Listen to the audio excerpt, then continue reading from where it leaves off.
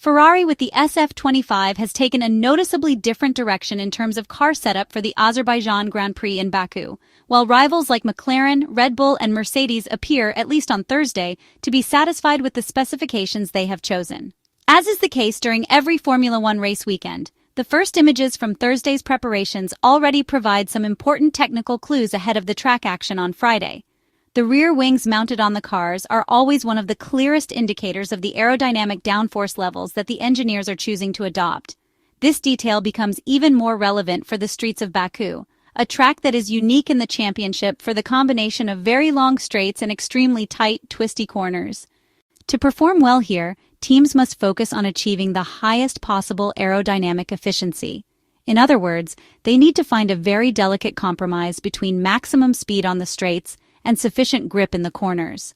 This balancing act is particularly critical in Baku because the circuit is a mix of extremes. On the one hand, there is the 2.2-kilometer main straight, one of the longest of the entire season, where cars spend many seconds at full throttle.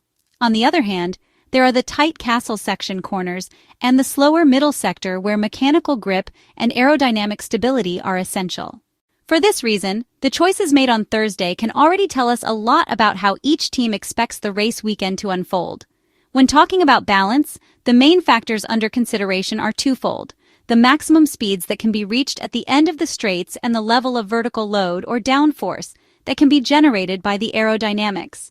Teams need to keep in mind that one of the primary objectives at a demanding track like this is to limit the amount of sliding, especially in the more technical and slower zones of the circuit. Looking at the first technical analyses, it is already evident that Red Bull has once again chosen to reduce downforce to the bare minimum in order to maximize straight-line speed. The specification of the rear wing used by the Milton Keynes-based team looks to be essentially the same as the one run successfully at the Italian Grand Prix in Monza, although with some modifications to adapt it to the characteristics of the Baku circuit. The main change is the absence of the cuts on the trailing edge of the second flap, which were introduced during the Monza weekend. Those cuts had been created in a very simple and flexible way to reduce rear load and gain higher speeds on the straights. In addition, on the trailing edge of the additional flap, the Red Bull RB21 now shows the presence of a small nolder. This aerodynamic element is essentially a thin carbon strip placed perpendicularly to the surface of the flap. The modification, designed and implemented under the guidance of French technical director Pierre Wach, slightly increases the amount of downforce generated while adding only a relatively small penalty in terms of drag. Such a fine-tuning detail highlights once again how Red Bull focuses on precision when it comes to extracting performance in aerodynamic terms. McLaren, with its MCL39 single-seater, has also made a choice that closely mirrors the philosophy of Red Bull, experimenting with a low-drag setup. The Woking-based outfit has decided, at least in this early phase of the weekend, to adopt a rear wing specification that is very similar to the one used during the previous race. Reducing rear downforce is always a sensitive matter for the McLaren package, which tends to require a certain amount of stability. But the engineers led by Andrea Stella have chosen this route rather than adding more aerodynamic load. Their decision is based on the expectation that tire degradation will remain very low during the race weekend in Baku. Running with this kind of configuration, which heavily reduces drag and maximizes straight-line performance, means targeting the best possible top speed on the very long main straight. This is a parameter that plays a decisive role not only in qualifying, where single-lap performance is crucial, but also in race conditions. A car that has a competitive top speed has a significant advantage both when attacking to overtake and, perhaps even more importantly, when defending track position. In modern Formula One, where the DRS system plays such an important role, being fast in a straight line is an essential requirement. Mercedes has also made a similar choice, fitting a rear wing that is practically identical to the one used 2 weeks ago in Monza. Finally, we arrive at Ferrari, and this is where the biggest difference emerges. Observing the rear wing mounted on the Ferrari SF25 single-seater in the Baku pit lane, it is immediately clear that the Maranello team has decided to take a different approach. The Ferrari engineers have opted to use the rear wing specification that was previously employed at Spa-Francorchamps, a track known for its mix of fast straights and demanding corners. As observed in Belgium, The two outer supports of the movable flap are squared off to maximize aerodynamic load in that area, while the flap itself has a shorter chord and a more trimmed trailing edge compared to the Ardennes version. It also includes a small central V and a slight taper towards the outer edges, creating a finely tuned solution specifically for Baku.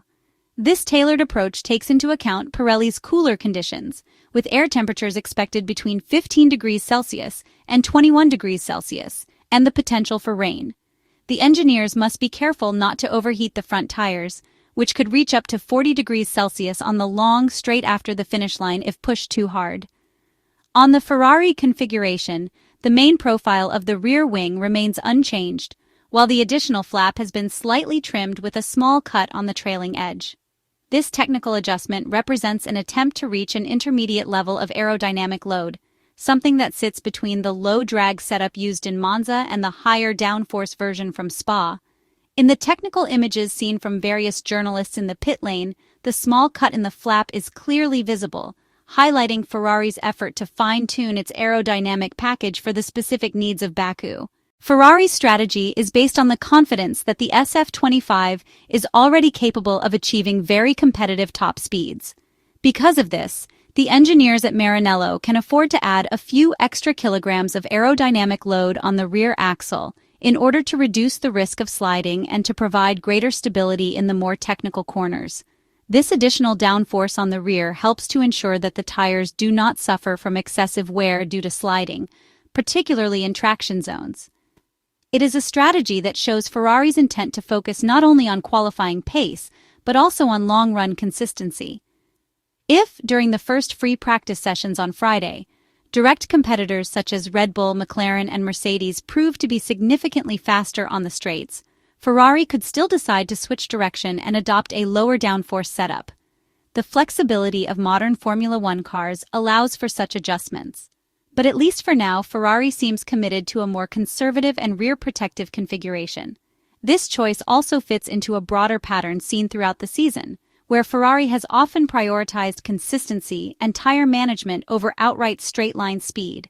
With Charles Leclerc and Lewis Hamilton behind the wheel, Ferrari knows that maintaining stability and preserving tire life over the long runs can be just as valuable as reaching the highest possible top speed in the qualifying session.